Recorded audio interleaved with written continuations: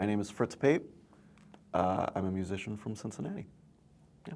Very nice. Fritz, where were you born? I was born in Cincinnati, raised in Carthage at first, and then mostly in Northside. We moved to Northside when I was like 5. So I grew up bouncing kind of between there and Ludlow. Yeah.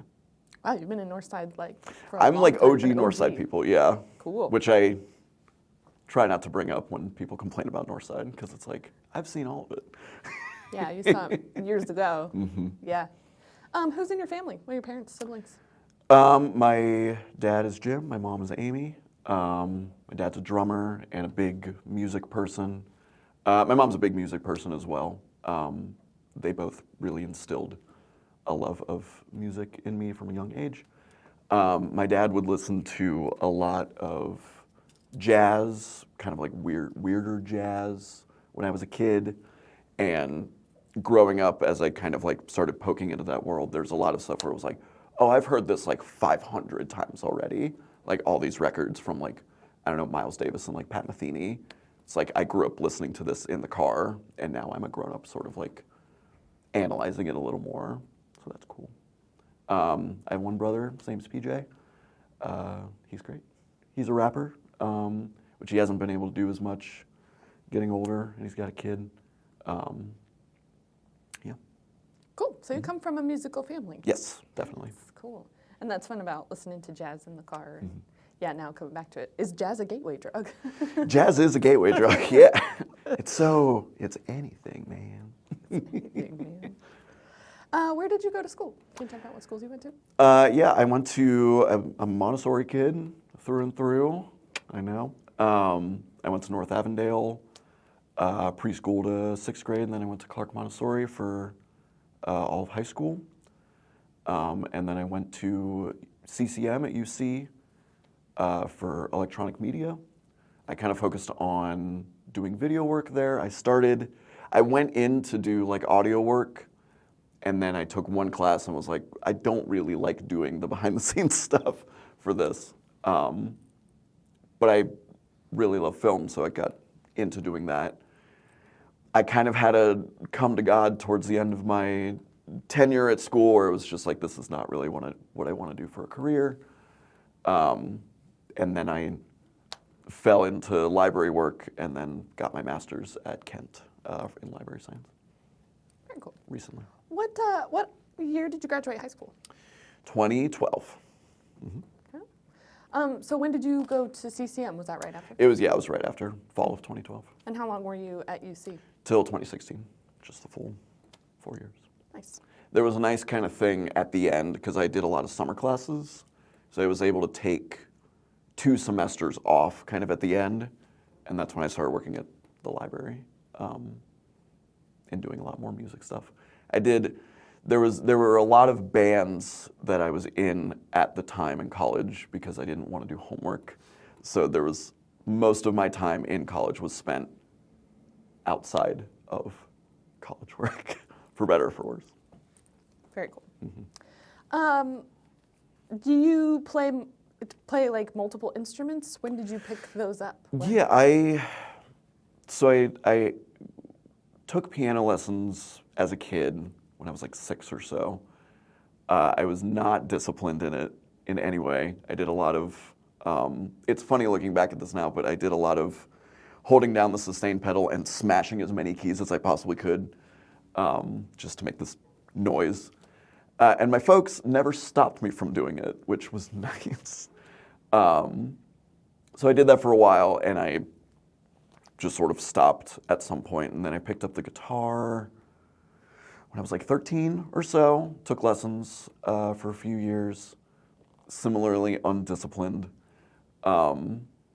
And these days I mostly do a lot of like synthesizers, which I just sort of started doing at some point because it seemed fun, and kind of that was all self-taught over many years. So I can play a handful of instruments. I would definitely not say terribly well at any of them. I was a drummer for a long time. I started drumming because I played rock band a lot. And drumming in rock band is the only one where you have to have any amount of like technical skill, like that can translate to actual instruments.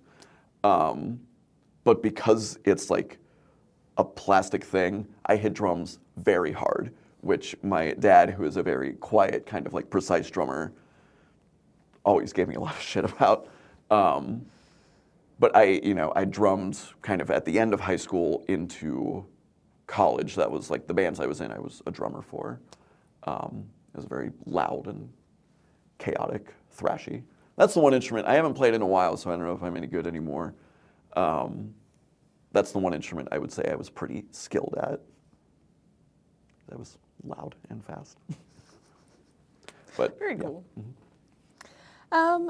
So you've been interested in music kind of your whole life. You have a background in music. You picked up all these different instruments.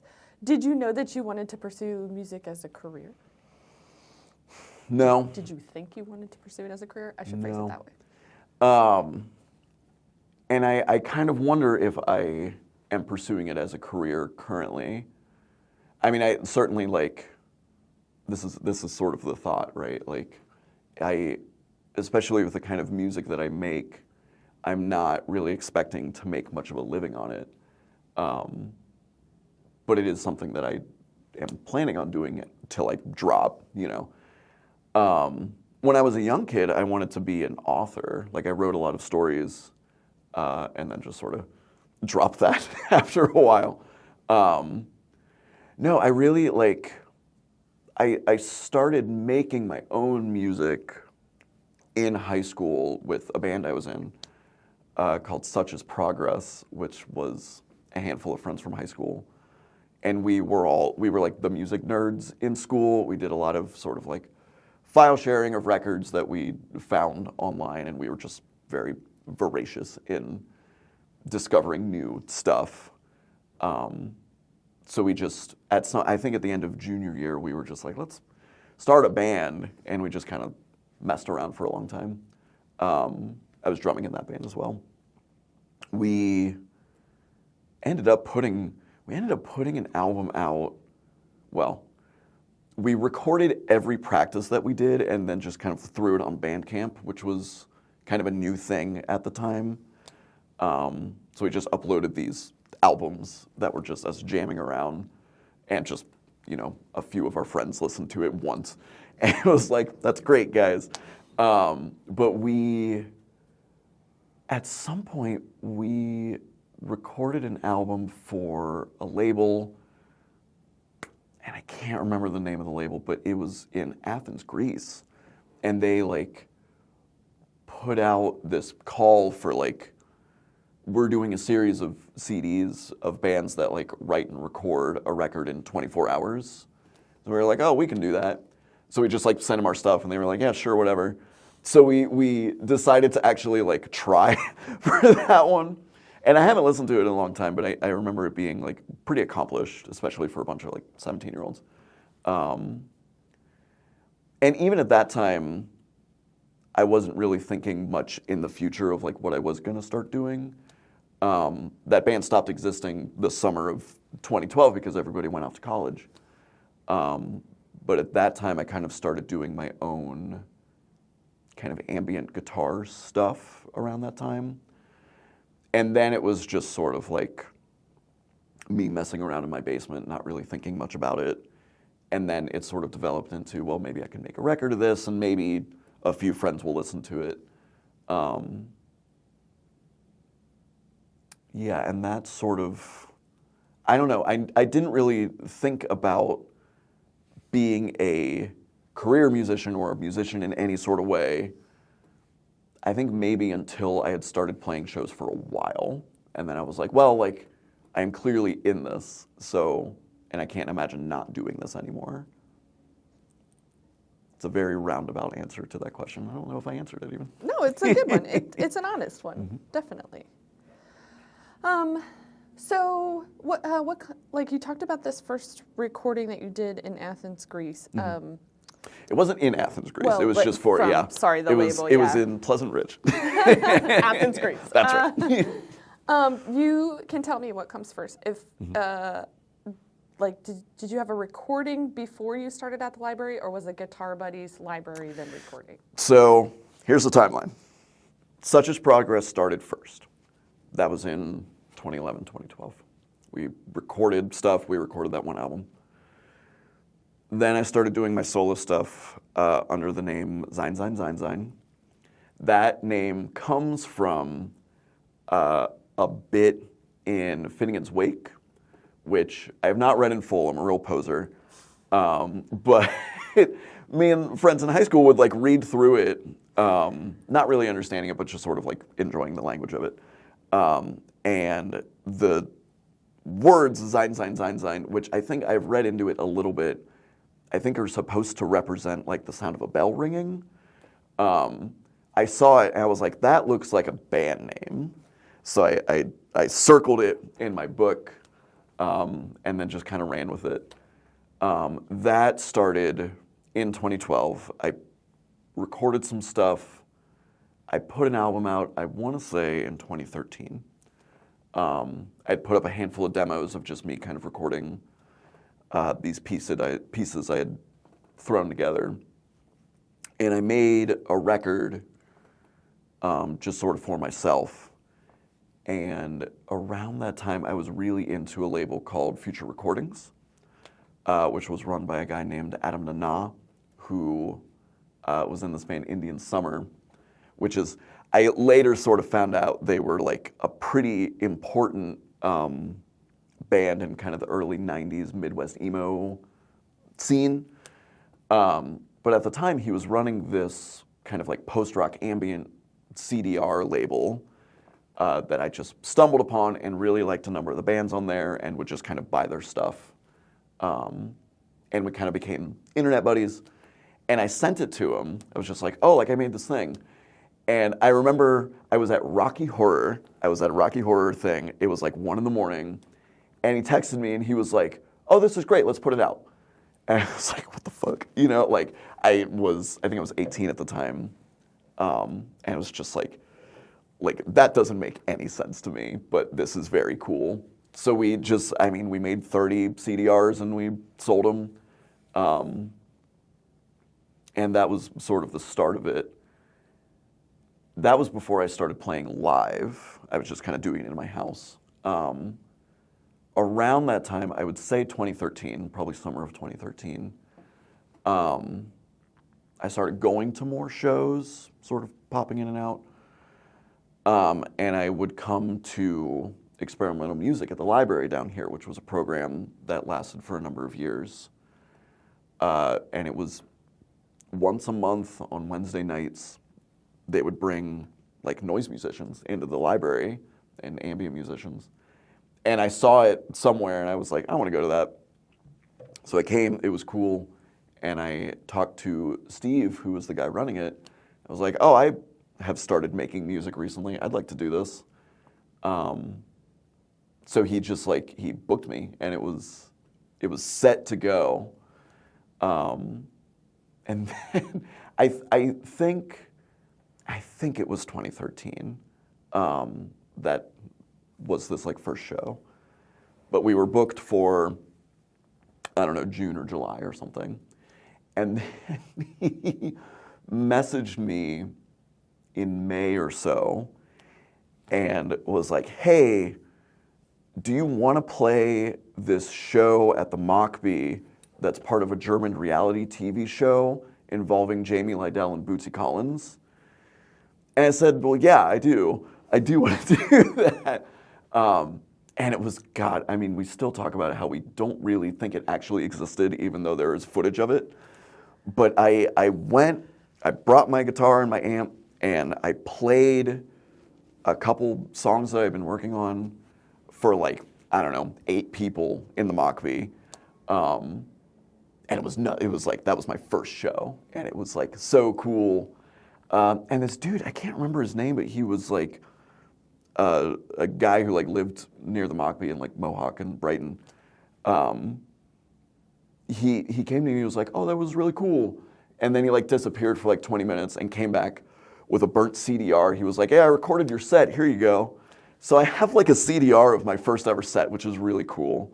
I I've not listened to it in at least 10 years. I'm sure it's pretty good. I remember playing at 8 o'clock this band, I think called Bear the Ghost or Bear the other noun, played. And then we sat around until 1 in the morning for the TV crew to show up with everybody. And we were all just like, I don't know, we're waiting for something to happen.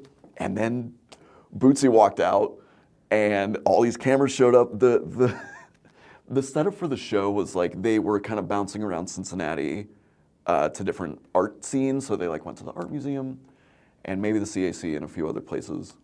And then I think the sort of plot of it was that they stumble upon this DIY show at the end of it where all their instruments just happen to be set up. And then they played a little gig and they played with Bear the Ghost or whoever. And it was great. There were like 100 people there because it was a secret show, but that secret did not last very long, that this crazy thing was happening at the Mockbee. So it was a real party. And that being my first show is just such a funny thing to tell people. It's just been all downhill from there. So I played that show, and then I played at the library not too long after that.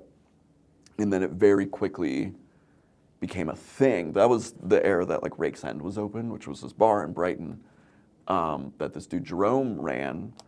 And he was very down with just kind of whatever noise, weirdo, experimental stuff would go on at this bar, you know. So me not even really legally being allowed to be in that bar, I just would play like, God, weekly even. You know, I would just like set these shows up and then like I would meet all these different people in town and these like different touring people. And I was so bright-eyed, bushy-tailed, just like, I'm out here making my little noise, you know. And it was really fun, and it just kind of built up for a couple years. And I think in that time, me and friends started different bands. It was in a band called Useless, which was the first like big band that I was in. It was me and my friend Madge, and then Nick and Quinn. It was a bizarre. It was like a noise rock, noise punk thing, and Quinn on the bass was a real sort of like Jaco Pastorius jazz bassist. So it was like thrash, thrash, thrash, like wall of feedback, and then like boom, boom, boom, boom, boom, boom, boom. It was. I fucking loved it. I was like way down with this like bizarre thing.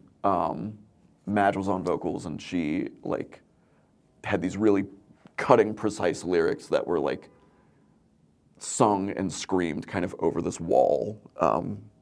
We tried to make the words as clear as possible during the time.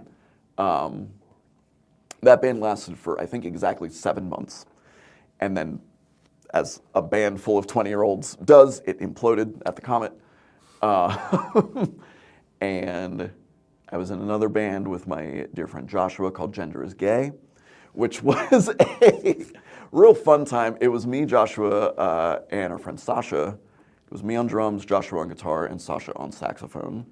And it was a free improv blues band with a lot of audience participation. That sort of built up over time. Like Joshua wrote a number of these songs, and we would just sort of jam on them. And then at the end of our sets, we would just kind of have a freak out, like noise freak out.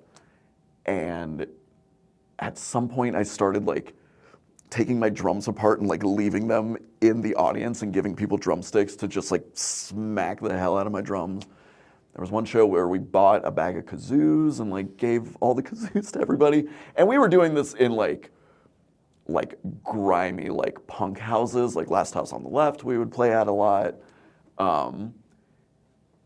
And it was very fun and funny, but very, like, we took it very seriously. That band did not implode, but it just sort of stopped happening. There's got to be other bands I was in that I'm not remembering. Me and Madge started a noise project called Everyone's My Boyfriend, which that band was, it went through a lot of kind of strange movements. It was mostly me and Madge as a duo, just kind of doing noise stuff. And then for exactly one show, it was me, Madge, Nick, and our friend Cleo. And we wrote an entire set of like songs, and we played it once, and then it wasn't recorded and it disappeared. And I don't think we've done anything with that band since. We've talked about it, and maybe we'll bring it back at some point. All this leads up to Guitar Buddies, which started in the summer of 2015. I was booked for, I think at that point it was my third experimental music at the library. And it was I was gonna play a set, you know, and Steve gave me a challenge to do a set without any electricity. That was sort of the like prompt, you know. And at that time, and for a long time, I had been really into a couple composers who did a lot of work with electric guitar symphonies, specifically this dude Glenn Branca and this other dude Rhys Chatham, who were New York guys in the 70s and 80s. Glenn Branca passed away a handful of years ago, but Rhys Chatham is still going. And they would have these like massive groups of electric guitars just like shredding and making this like wall of like gorgeous sound. So I had been really into that for a long time. And the whole impetus for my music then and now was sort of density of sound and like harmony. There's a lot of sound with a lot of loopers and a lot of delay pedals and stuff. So without electricity, I was like, well, why don't I get like a bunch of people to play the same thing at once? And that was just sort of the inkling. I was like, well, I can get a bunch of guitars. I know a bunch of guitarists. Maybe I can like cobble together a piece for a bunch of guitarists. And I did. And it was really just like, it was that impetus to like do this thing. And I just kind of threw it together while working at the Esquire, you know, like between showings, I would like scribble down this like really esoteric, bullshitty, like piece of music that I was just kind of like trying to throw together. It's so funny. Like there are a handful of people that were in that first Guitar Buddies that have been in other ones. And we always talk about like, man, that first piece was like really fun, but it kind of sucked ass to play. And it was like just, it was so convoluted and complex just for the sake of complexity with like these really bizarre rhythms, and it was like hard to kind of keep everything together. It came together like beautifully, somehow, like through the power of the other people that are in Guitar Buddies just kind of making it happen. But it was really cool just to have this space and opportunity to do this thing that I had really been into, these like guitar symphonies, to be able to try and do that. And I just kind of did, and then it happened. There's just a very quick story about the name Guitar Buddies. It like was just gonna be like an acoustic guitar ensemble, like that was gonna be the name. And my buddy Daisy Kaplan, they texted me because it was sort of like we were prepping for about a month beforehand, and we get a lot of people involved. And they texted me, call it Guitar Buddies or I'll kill you. And which like, maybe we should cut that out, but like, it like, I mean, I called it Guitar Buddies and it was the right move. And you're still alive. And I'm still alive. Daisy didn't kill me. It like, you know, that's where it came from and that's where it stuck. It's a funny name, you know, Buddies. But it has sort of grown into this like, you know, like everybody who's in it is like, I'm a guitar buddy, you know, like it's really nice. And it's, yeah,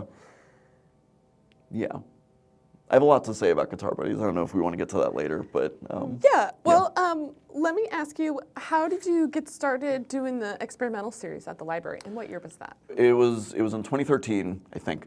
And it was around the time that I first started recording my own music, and I had just come to one of these series, and Steve Kemple, who's the guy who booked it, I went up to him. I was like, "Hey, I started making this music. I would like to play this." And he said, "Okay." And then we kind of became buddies, and then that led to the Bootsy Collins at the Mockbee thing, and off to the races we were. Yeah. It was just quite that simple of like, "Hey, I want to play this." Okay. Which was like nice. So can you tell me how you went from doing Guitar Buddies at the library or doing experimental music scene at the library to working at the library? Yeah, so Guitar Buddies was in the summer of 2015, I think June, and it was around the time that I had left my previous job at the Esquire and was just kind of looking for work. It was about a month after Guitar Buddies, and there just happened to be like a shelver gig open here. So I applied for it. You know, I was lifetime library kid. I mean, especially like as a young kid, that the library was a real important part of my like music journey or whatever. You know, just like checking endless CDs out from the stacks downstairs, just because they looked cool, and then I would listen to them, and then kind of go from there. So I applied, and I can't remember exactly what happened, but David Siders hired me and interviewed me, and he was like, "Oh yeah, you did that guitar thing, right? That was cool." Whether or not that got me the job, who's to say?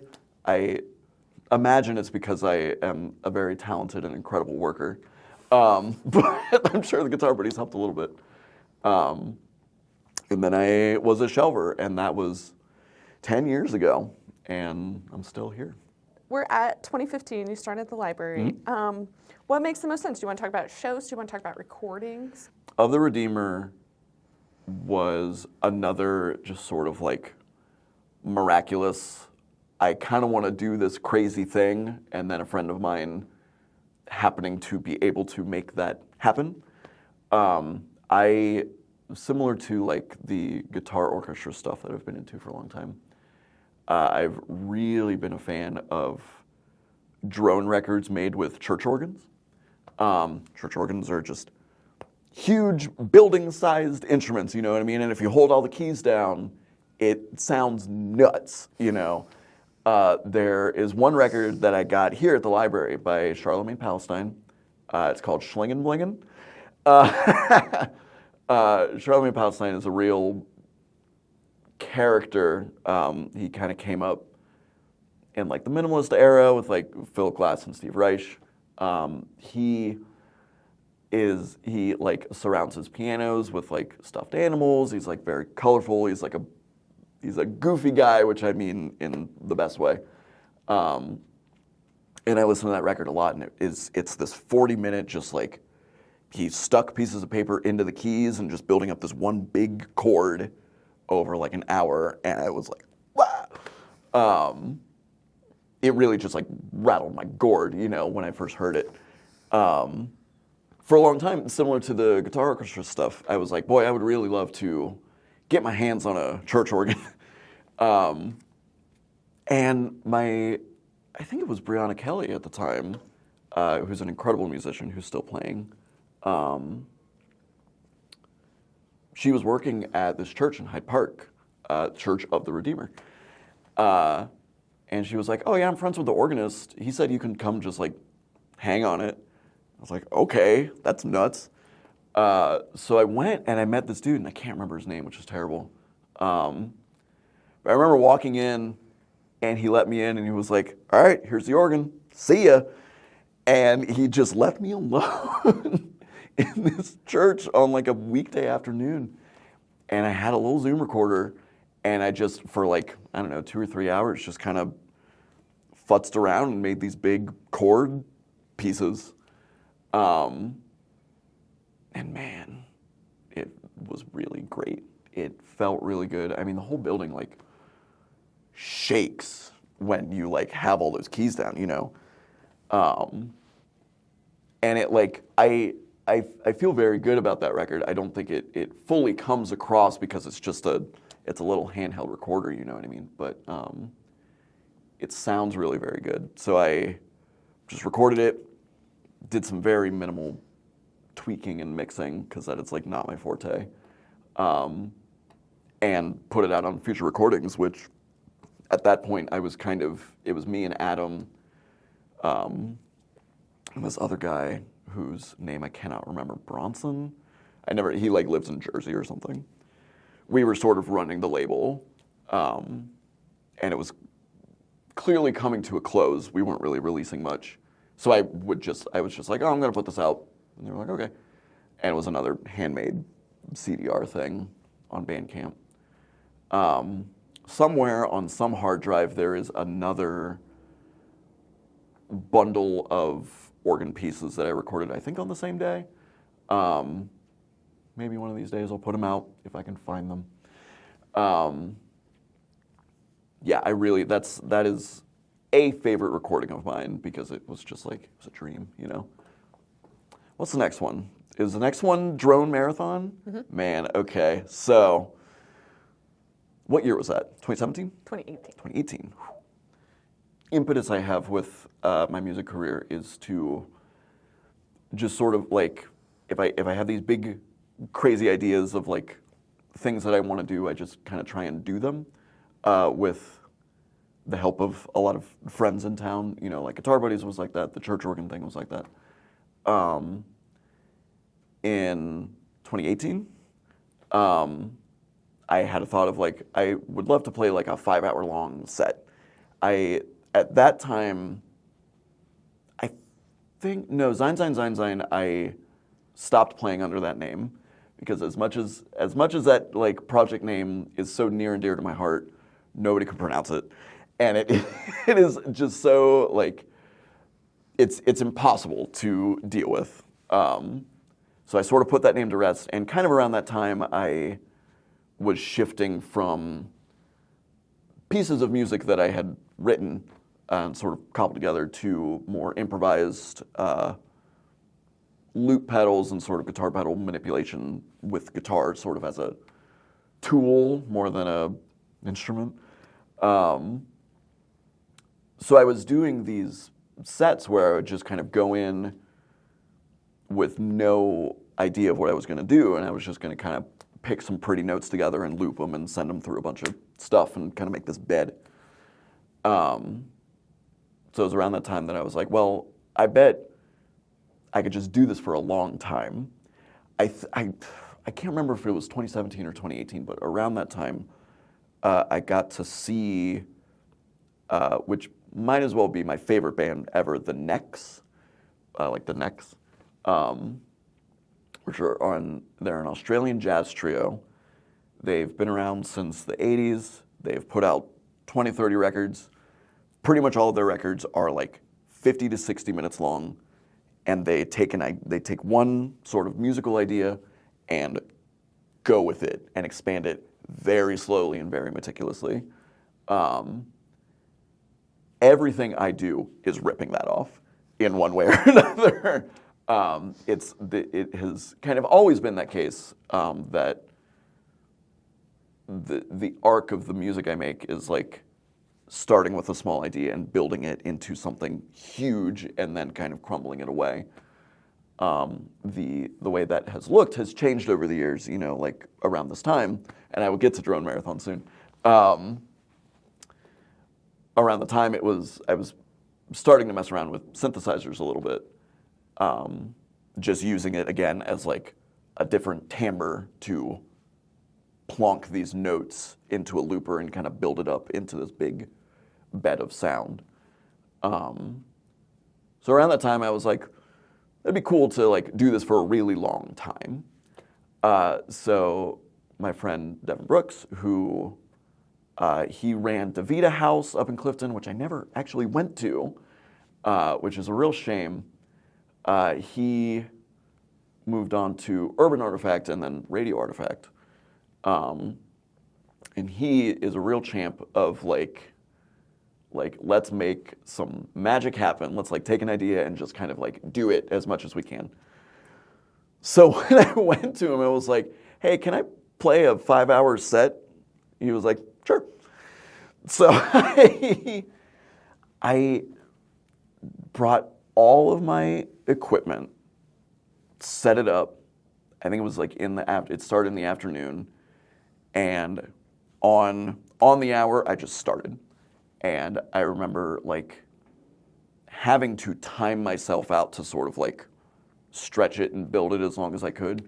But it was basically just like a normal set that I was doing at that time is like, I don't know, 30 minutes of me kind of building this thing. It was that same thing except just much, much, much longer and much slower. I remember, I think the 4th hour, or I guess the 3rd hour, was the part of the piece that gets really, really loud and dense. And I got to sort of like sit in that space for 40 to 50 minutes. That was cool. So I got on stage and I played for 5 hours. And it like, so much of it was looping and stuff, so I didn't have to be like constantly playing. It was very funny to sort of take bathroom breaks and just leave the stage. But Devin recorded the whole thing. And I would say haphazardly spliced it up into an hour and sort of just took the movements of the whole piece, truncated it, faded it together so that it could be a album. And then I put it on future recordings. I think that might be the last thing that was ever put out on that label, maybe. Yeah, that's a fun one. I do have the recordings for the full 5 hours, again, somewhere hiding on a hard drive. Maybe someday it'll come out. That is very cool. That's a cool way to describe that too. About just like, I bet it is fun to see that build for so long and then just really live in it. Just to like park in it, and Yes. just breathe it. It's kind of like when you hear a song that is like that, you're like, oh, what if I experienced this for? Mm-hmm. Well, it's like, I mean, there was such a thing whenever this was, when like pulse stretch was invented, and you could just like take a song and it like stretches it out for 40 minutes and just like smacks a bunch of reverb on it. That's the shit right there. Just make stuff longer, man. Make songs longer. Make songs longer. There was also Radio Artifacts, The Hum. Yes. Is this close to this time? Does this have anything to do with this? This was a radio show that you did? It was a radio show. 2019? Do you have a date on there? My timeline is like real wonky. Yeah, I think it's around 2019.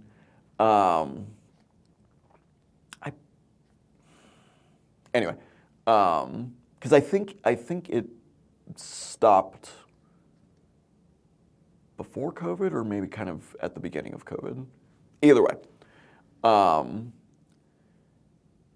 the Hum started when Radio Artifacts started, which was the, if you can believe it, the radio division of Urban Artifact. And I think it was Devin, it might have been somebody else who,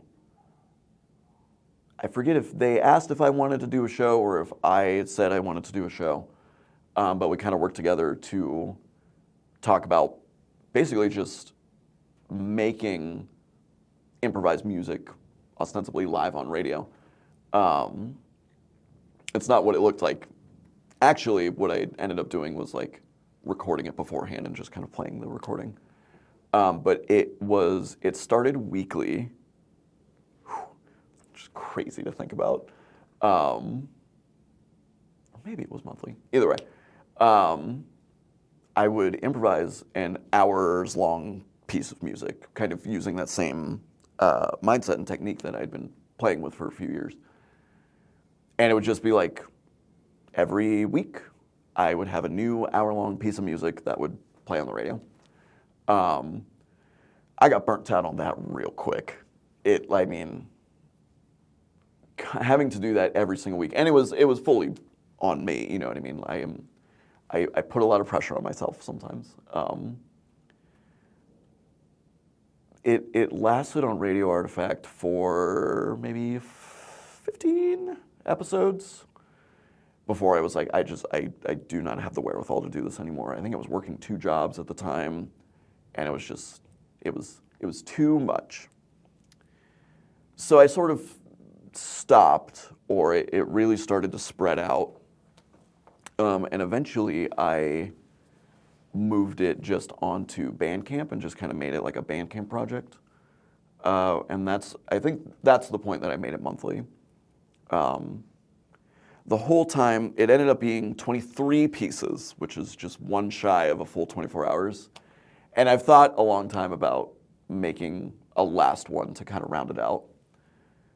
Again, maybe someday. But yeah, the mindset behind that was just sort of like recording this sort of method that I had been doing for a while of just improvising pretty music for an hour. Each piece is like relatively different, you know, like each one kind of used a different technique, whether I was like, this one's all synthesizers, or this one's like really, really quiet, or this one is just like laptop music. When I put it on Bandcamp, I, again, haphazardly remastered all the pieces. So they're all on there, they're available. I'm quite proud of it. It is a hefty chunk of music, and it kind of exists in a weird in-between state of like, it's not really an album, you know, but it's also not really sort of like ephemeral background music, you know what I mean? That is kind of a thing I've, again, internally pushed against a little bit over the whole time I've been making music. Because a lot of it has been quiet and sort of meditative. But there's movement happening, and there's like things happening in the piece of music as I'm playing it. And I love it, like when people come and tell me that they like fall asleep at my shows, they mean that as a compliment, and I take it as a compliment. Because it like, that says to me that it makes a space that you can kind of like relax in. But I as much as I can, I try and avoid taking the title of like background music, because I would love for the stuff that I make to be focused on, you know what I mean? Because there is a lot happening, and there's a lot like of purposeful movement and purposeful change, especially these days over the last 5 years. I've kind of shifted back into a compositional style rather than improvisation. Yeah, I sort of tangented. I don't know where we were. That's okay. It is all about your career as you know it, as you have experienced it. So, to summarize, the hum is out there. I think it is very worth listening to. If you want to sleep to it, that's okay. Some of them are loud. I forget which ones. You'll have to listen and find out. I do. So the next one on here is Of Paradise in 2019. You want to talk about that? That one came out on Humanhood Recordings, which is out of Louisville. That was in 2019, you said? Man, I was busy in 2019. That was around the time that I had been recording a lot more at home,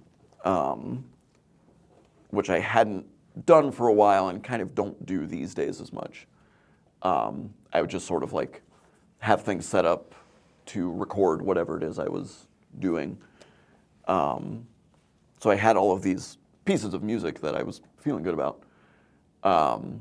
That one was, it's 2 pieces. The first one is for this like Hammond organ synthesizer thing that I have.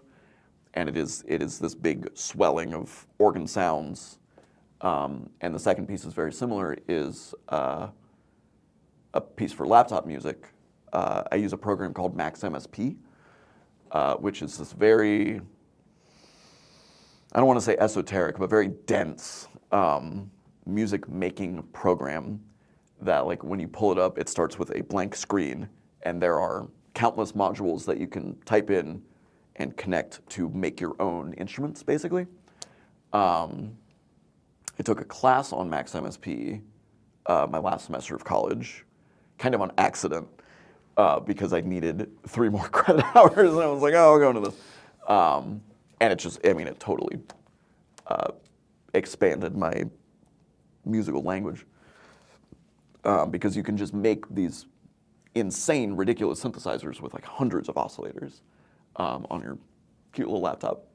So the second piece of that was one of those, again, kind of a building. And that one came out on Human Hood Recording. I've had a lot of folks tell me that they really, really like that one. And I like it a lot too. It's kind of a good example of the kind of music I was making at that time, just this like improvised, flat melodically, like swelling. I also put out, I don't know if it's on that list, but I also put out with Human Hood Recordings, it's called Dennis Hoff something, something, something, something. It's a very long title. But that one is like kind of similar to that, but it's really like dark and loud, and like that was like languishing on a hard drive. And I found it, and we just kind of threw it out there. So this one is called No One Has Reached the Ocean, which came out also in 2019. It was a very busy year. I hadn't released anything for a little bit, and then this kind of deluge happened just sort of naturally because I had this music sitting around that I wanted to put out. Both the Human Hood Recording stuff and this one, which came out on Somewhere Cold Records, which is also out of Louisville. The folks who run those labels were like friends of friends, and I was just asking around. And I just hit them up. I was like, I have this music. Do you guys want to put it out? And they very graciously said yes, you know. The No One Has Reached the Ocean record was the first thing I did with modular synthesizers, which I think maybe I started doing that in 2018. Modular synths, just very briefly, is a format of synthesizers that you get these little modules, you know, that each do kind of a specific thing, and they can interact with other modules by patch cables. So basically it is sort of like deconstructing synthesizer music down to its like real basic tenets of like, this is the thing that makes the sound, this is the thing that tells what notes the sound making thing is going to make, this is the thing that says how often and what time they're going to do it, this is the thing that says how loud it is going to be at any given time. And you can kind of connect these things with control voltage to make any kind of music, really. I won't get too deep into like the modular stuff, but it has become, just like guitar was, just sort of like a tool for this kind of mindset of composition that I'm in. Because the way I have it set up is, it's like it's playing these pieces and I'm able to kind of bring in the different voices slowly and then kind of like bring the notes in purposefully. So like the kind of music I'm making now and the kind of music that was on and still is on No One Has Reached the Ocean is sort of kind of hearkening back to when I first started doing Zine stuff, where it was like these songs that are like relatively simple, basic riffs, you know, and using the synthesizer to kind of orchestrate them with a number of voices. So I'm kind of like, at this point, if you come see me live, like is mostly me standing still, turning knobs very slowly. But it's also like, it's very meticulous. Like every tiny little knob turn I do is on purpose, you know, and it is a means to the end of this like composition building itself up. All this to say, No One Has Reached the Ocean was the first thing I recorded on a modular synthesizer, and it was a live show for, I think, the first North by Northside. And it was at the Listening Loon. And it's this swelling, you know, this it like very slowly gets loud and very kind of like oceanic. And I, at that time, was recording all of my sets because there was more of an improvisational mindset during that time. And I very distinctly remember getting to the end of that set and being like, ooh, that was a good one, you know? So I sent it over to Jason, who runs Somewhere Cold, and we put it out. He put it out on this very ornate, handmade CDR thing. And then we did another record, and I think that one definitely came out in 2020 because that was a COVID record. It's called From My Guitar at Homes. The S is on purpose because half of it was recorded in like 2017 or like 2018 up at Kelly's Island, where my family goes every year for vacation. Those were like on a 4-track tape recorder, just kind of messing around. And then the other half was recorded during lockdown, during COVID. So I sort of like mashed the two together into this like home recorded record in 2 different houses. That is my favorite album cover that I've ever put out. It's a picture of my dear sweet cat, who is no longer with us, Cat Vonnegut. He's sitting on the bed like this somehow, and it's like, here's this album cover. It's really cute. So another record that came out at the time was an album, I think that also came out in 2020, called From My Computer at Home. And if I'm remembering right, that one was finished like a year, if not 2 years before From My Guitar at Homes. And the title of it, From My Computer at Home, was set back then. That is a collection of Max MSP sort of experiments that I was doing. It's very unlike kind of any of the other music that I have released because they're like pretty short, just like sketches of like really crispy, crinkly kind of computer music. And I put that out on another Louisville label, Obsolete Staircases. And I think that was one that I was like, I sent it to him maybe even pre-COVID, and then just because of reasons, it didn't come out for a little while. So that came out, that one, From My Guitar at Homes, and the third one, Ouroboros Patching, I believe they all came out in 2020. Ouroboros Patching might have been 2021, now that I'm thinking about it. It says November 2020 here. Perfect. See? Time's crazy. Do you want to talk about Ouroboros Patching now? You want to do that? That one came out on Whited Sepulchre Records, run by my friend Ryan Hall. We had been talking about doing something, and I think again, I can't remember if he asked me or if I asked him about putting something out.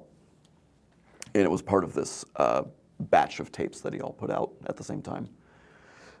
That one is also pretty different from what I was doing at the time and what I'm doing now,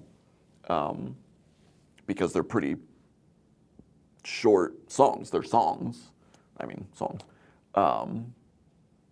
5 to 8 minute long pieces instead of 30 to 40 minute pieces.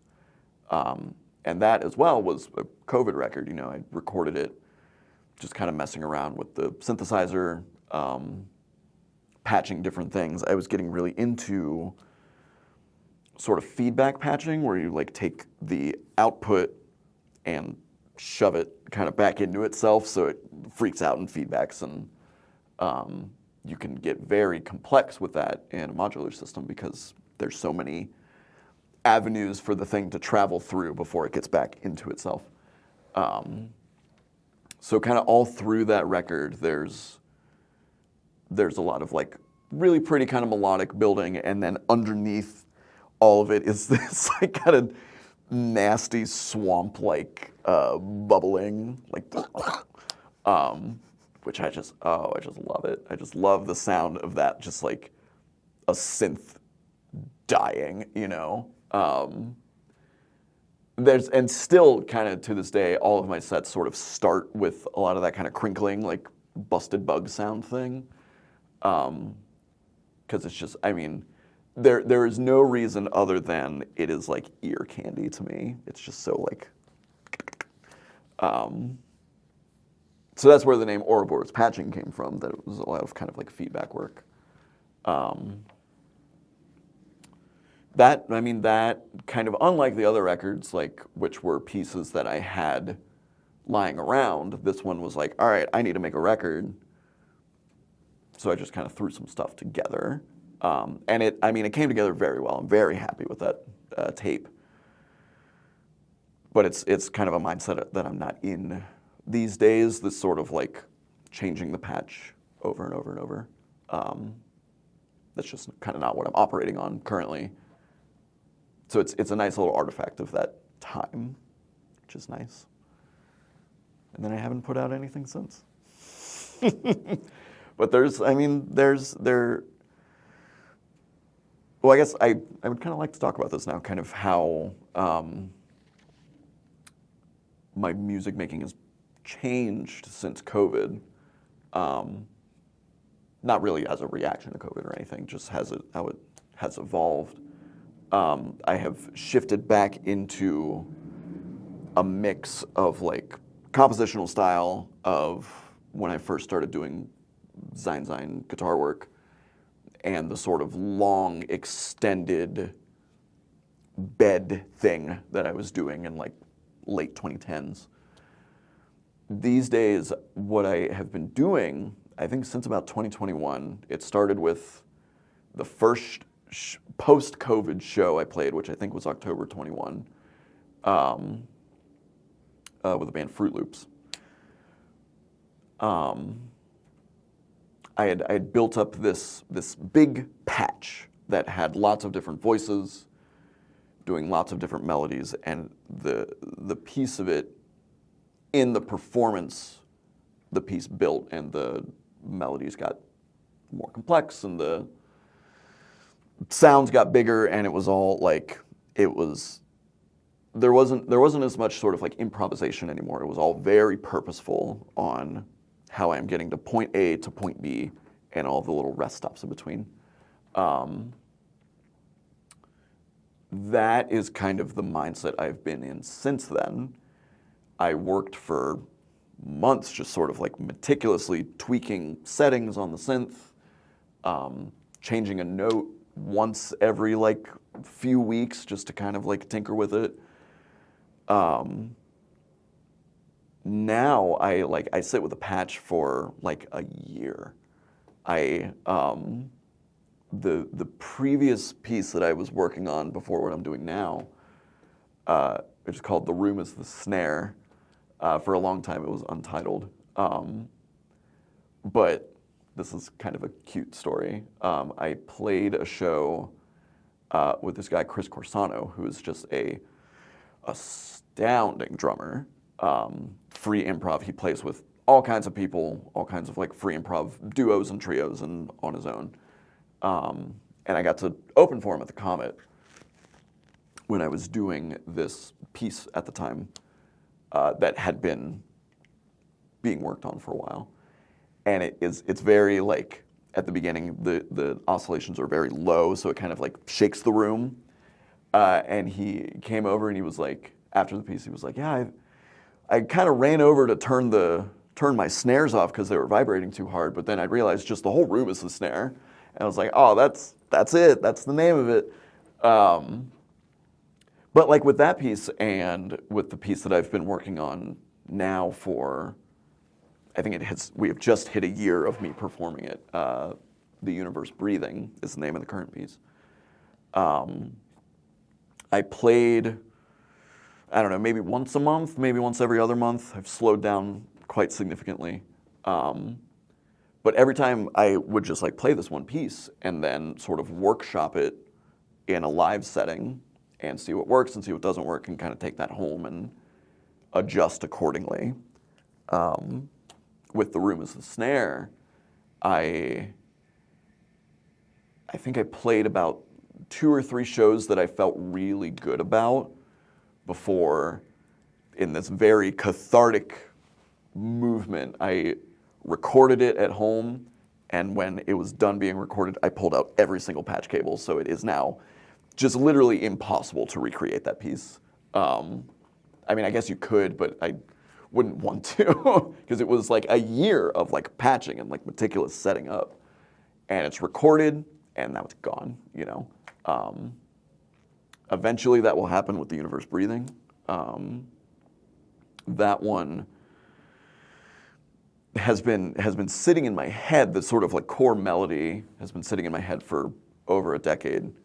I like the main kind of like 4-note riff came to me walking up Clifton Avenue one night, and I scribbled it on a Skyline napkin, which I still have somewhere. And so it sort of like sat in the back of my head, and I have like now been working on it for a long time. Yeah, I think it'll be a while before I kind of get rid of that one. Yeah. Here's a question. Mm-hmm. Who do you like to work with in Cincinnati? Who are some of your favorite, like either recording, music, mm-hmm. venue owners, anything you want? Well, I am now realizing through this whole thing, I have not mentioned the band that I am currently in and have been in for a long time. What a dope I am. Build Us Fiction, which has, God, I think we are coming up on 10 years, maybe 2016 or 2017. My friend Michael Schenk, it was his solo project at first.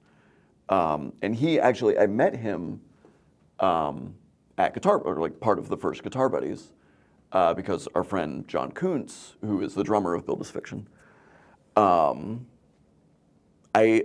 met John because I was looking for somebody to record my music, because I remember like I was self-recording. It was kind of at the end of the Zine era, and I hate recording. I hate it. It's just like it's especially like the music that I make. It's so like I can get 30 minutes into a piece and then make a goof up, and then it's like, okay, well, we have to start over. You know what I mean?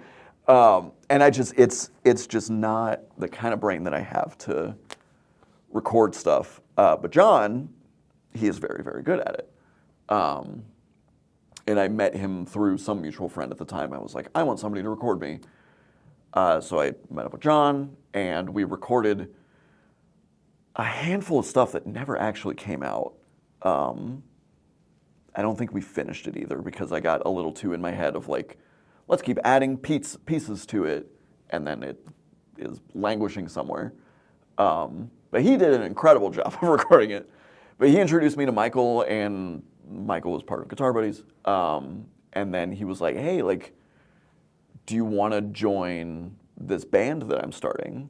Because originally it was just, he put a record out that was like, it was a studio-made record with John and then our other friend John Delvaux, who was in the band for a while.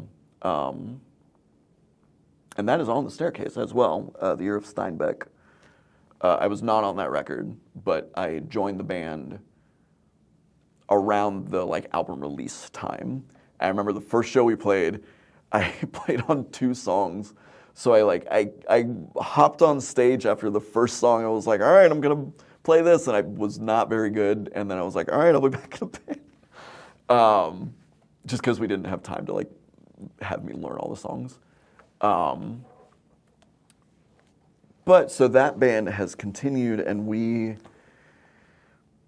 have been working on this record, man, for like 7 years. And it is so close to being done. And it was recorded by both Johns, Kuntz and Delvo, over a long, long period of time. We started doing little bits of it in like 2018 and 2019. COVID happened, we couldn't all get together. By the time we were all vaccinated, all of us were back in school. So we were like, I don't have time to do this, you know. So there was a long gap. And then we were mostly recording with Delvo, and he had to move studios a handful of times. And we're so close. And it's pretty much everything is recorded. We just have a few little extra bits. And it sounds so good, and it's so huge. Because Delvo is a like freaky genius in like figuring out how to like mix things and put them in the field, like the stereo field, to make it just massive. But I haven't really worked with like recording with pretty much anybody else, honestly. Just the two Johns. Because most of the stuff I record and have recorded has just been at home. Yeah. Is there anybody else that you like to work with or come back to? Like, just like making music-wise or like performance-wise? Yeah. All kinds of people. Over the last couple of years, I have become good friends with my buddy Andy Erb, who previously played under Camel Jam, R.I.P. Now he's just playing under his name. He's a modular guy too, and we've bonded over that. And we've been talking for a long time, like, we should do a duo, man. And that exact conversation has happened with so many friends of mine. Me and Pete Fosco, who's a like experimental guitarist who's been playing for decades, you know. We did one duo at the Listing Loon a long time ago, and I think we have had 3 other booked shows where we were supposed to collaborate, and something went wrong at every single one where like one of us wasn't able to show up. So one of these days, me and Pete will get together and do some noise. One of these days, me and Andy will get together and make some pretty noise. I mean, I love like playing really diverse bills, you know, with like people who don't necessarily make music that sounds like the music I make. And I mean, we can talk about just like the Cincinnati music scene at large here. There's so much happening in the city, and there's so many little sub-scenes that, you know, like the hip hop scene is so like incredible and busy. And there's like the punk and the hardcore scene that's been going on for eons, and they're still cranking away. There's this new sort of evolution of like electronic music and just sort of a like dancing kind of pulse mindset. And there's always, you know, Cincinnati has a pretty long history of being a Midwest hub for like noise and experimental stuff. Back in the day, there was like the Art Damage Lodge in Northside, which was this storied venue that I think only lasted like 3 years, but like all of the big names in noise came to play there. Like Wolf Eyes was there, Mount Erie was there, Cirque du U, countless others.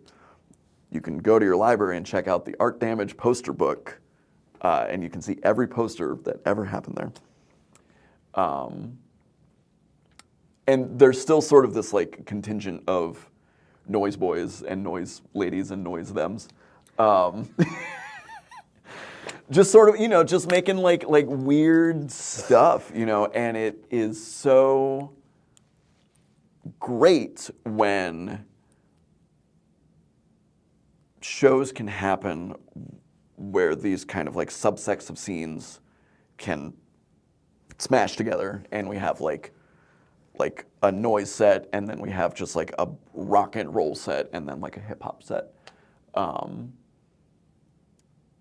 Because those communities are so like engaged and invigorated, and like getting them all in one room together is just like, it's great, you know. So I just like would love to work with everybody pretty much. I know that's a cop-out answer, but Who are your favorite local up-and-coming artists? let's see. There's a band called Ascension Day that is like, it is my ideal rock band. It's like, it's krautrocky, it's groovy, it's loud. They just shred to the high heavens. You know, I love Lung. They've been around forever. They're both sweethearts, and they make incredible music. Soften has been a favorite of mine. I'm not sure if that band still exists, but I know Brianna Kelly is still making music, and it's just incredible. Oh, there's got to be others that I'm not thinking of. I don't get out as often these days because I'm a very sleepy guy, and I like staying at home with my wife and my cats. So that's another reason that I like playing diverse sets, because like that's the main time that I get out is if I'm like playing a show.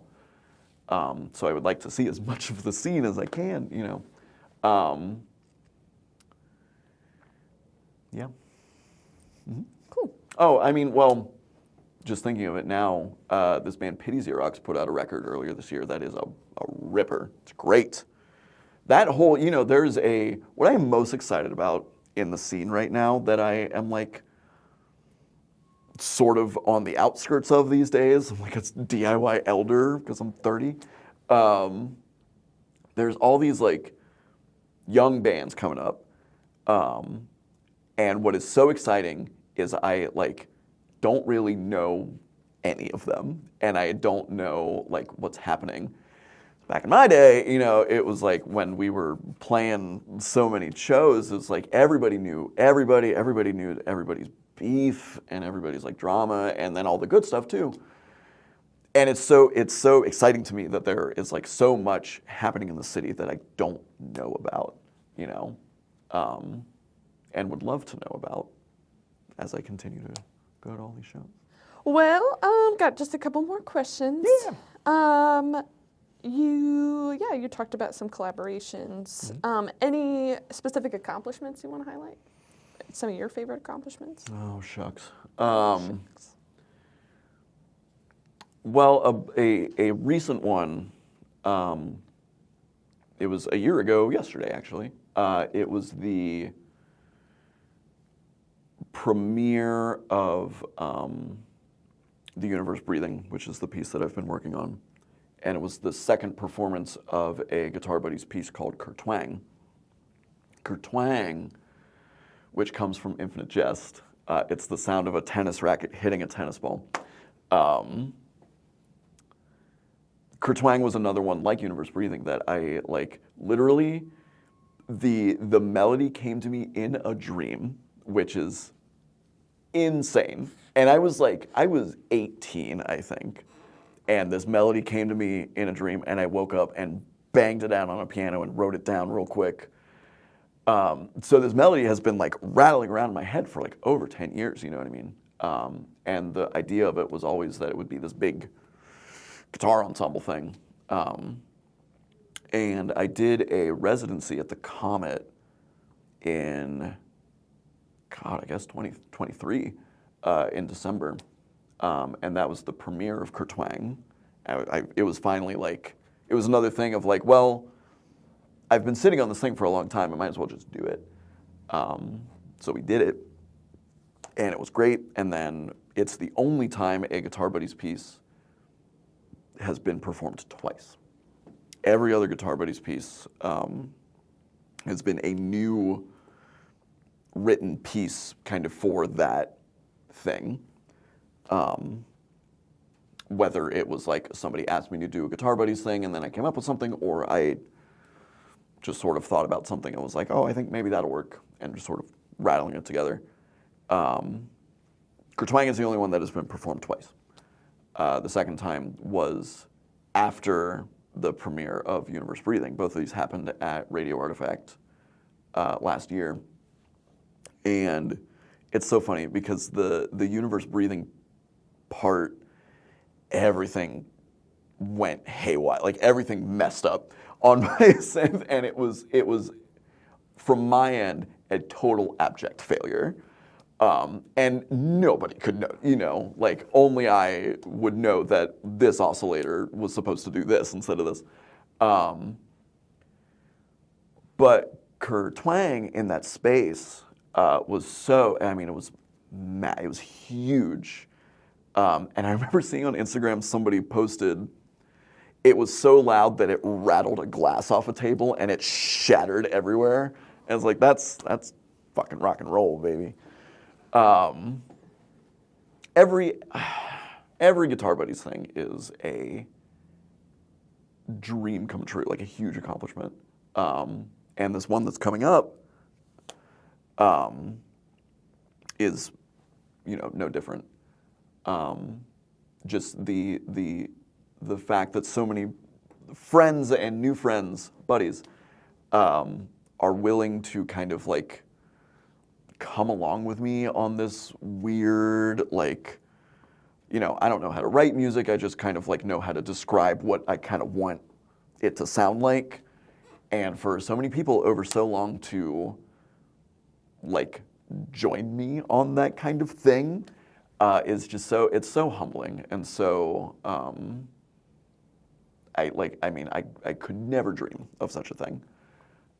Especially to continue to be doing it, and especially to have 30 some odd people do it all at the same time. Yeah, every Guitar Buddy is like a huge accomplishment, and then also the most exhausting thing in the world. And it's just immediately after, it's like collapse and can't talk to anybody for a week. I think it is an accomplishment to get 30 musicians to show up at the same place at the same time. Tricky. A lot of, please, if not, no worries. Some worries.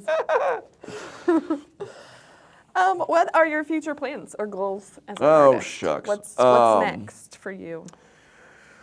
Well, next is for me to finish up this Guitar Buddies, which is in less than a week, which is crazy.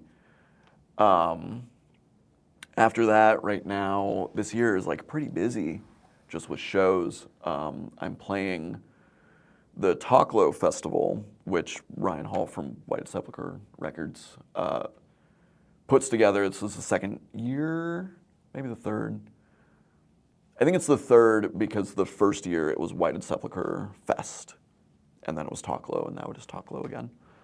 I am so wildly excited to play that because it's at the CAC, and I'm opening for this person, Cole Poulos, who is an incredible saxophonist.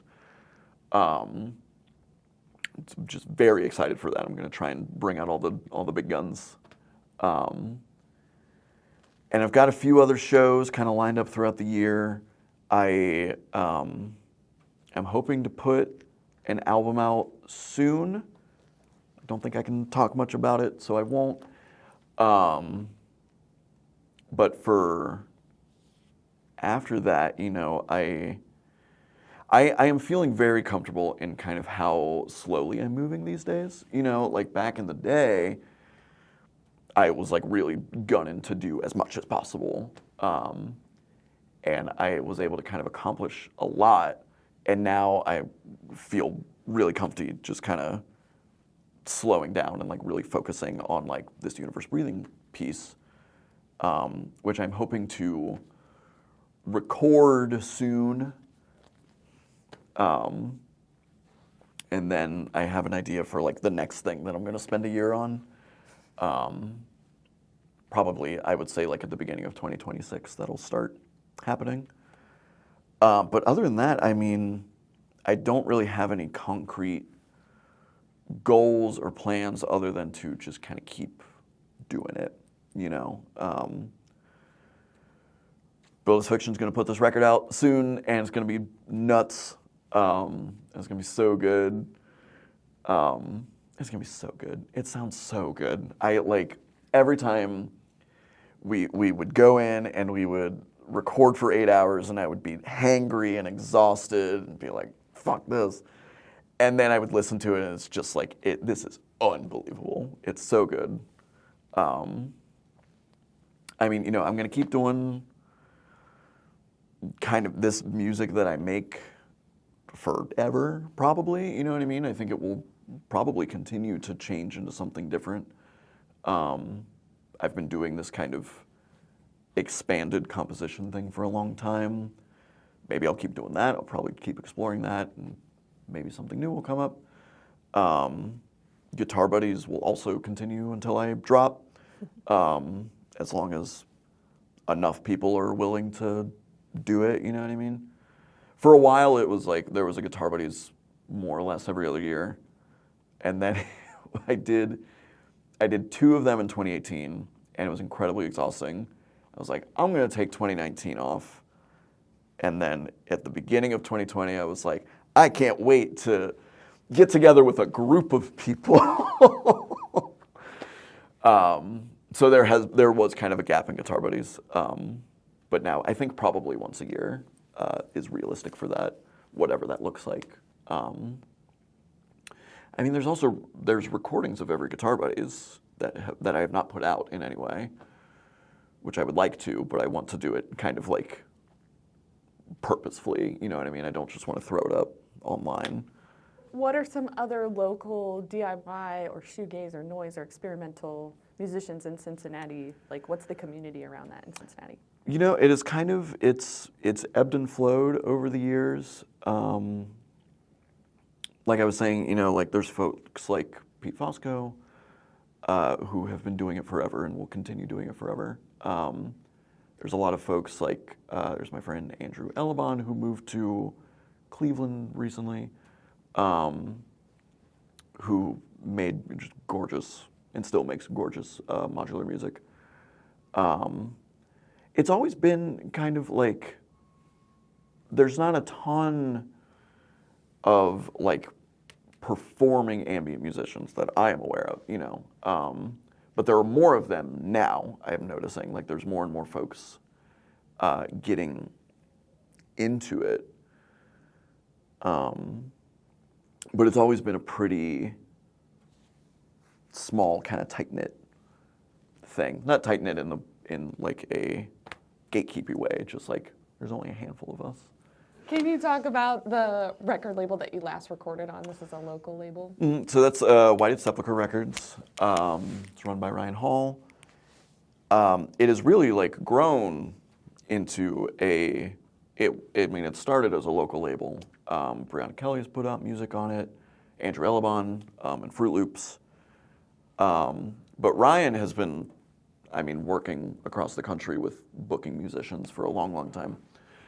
So it has grown pretty rapidly into this, I believe, international, but certainly national label, with all kinds of like experimental and like experimental pop albums. There's a band, Desert Liminal, out of Chicago, a bunch of sweeties, those people are, who kind of make this like shoegazy stuff. And they have come down here a few times because Ryan has booked them.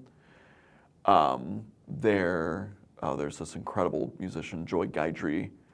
I'm not sure where she is from, but she is like a bassoonist, and she makes beautiful like noise drone. And she's coming to play at Talk Low this year.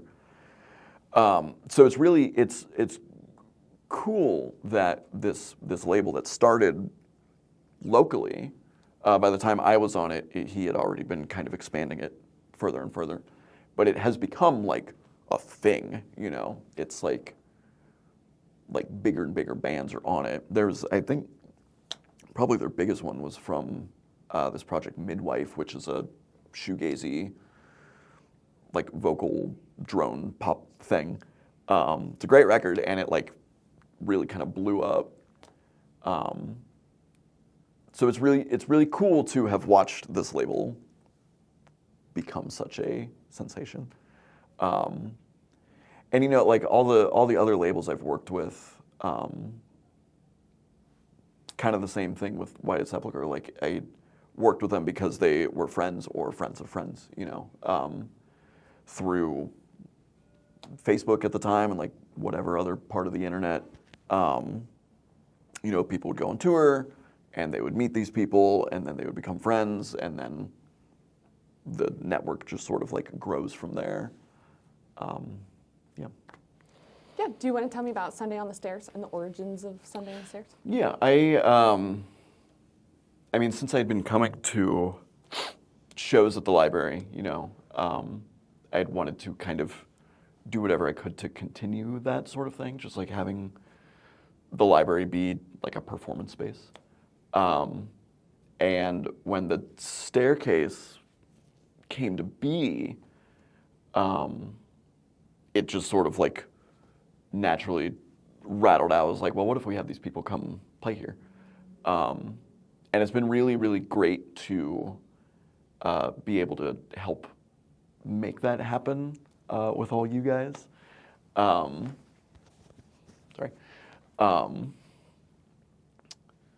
It's so cool to be a sort of all-encompassing space for every facet of the scene to ostensibly come be here. You know, like there are certain venues that work best for certain kinds of music, you know, and there's certain just like scenes that only hang out in XYZ or whatever. But the library is kind of like, or I think it can be kind of like a great equalizer of like, here's the stage, it is open to the public, go for it, you know. Yeah, it's been really very exciting to kind of be able to be on that end of the music scene of like being able to book more and provide a platform for people. It's been great. And it's very cool and romantic to have Guitar Buddies, which started here, kind of have an anniversary here and to continue it on. All right, I think our last question is, what is your advice to local musicians? What would you say to up-and-coming artists? I mean, you know, like I think with any sort of creative pursuit, there's a lot of anxiety behind it. Just in sort of putting yourself out there, it's freaky, you know, it's scary. But I think it is worth remembering that like anything that you are doing creatively, somebody else is going to be into it, you know, like there's going to be at least a handful of people that also like the kind of art that you like and the kind of art that you make. So just, you know, just like do it, you know what I mean? Like go to shows, meet people, ask them about playing stuff and just kind of, you know, just kind of make it happen. But don't let any sort of anxieties keep you from thinking, I don't know if this will be good enough or whatever. It's just like, you can just kind of do things in the city. You know, you can just kind of mess around and experiment. And I think it is worth doing.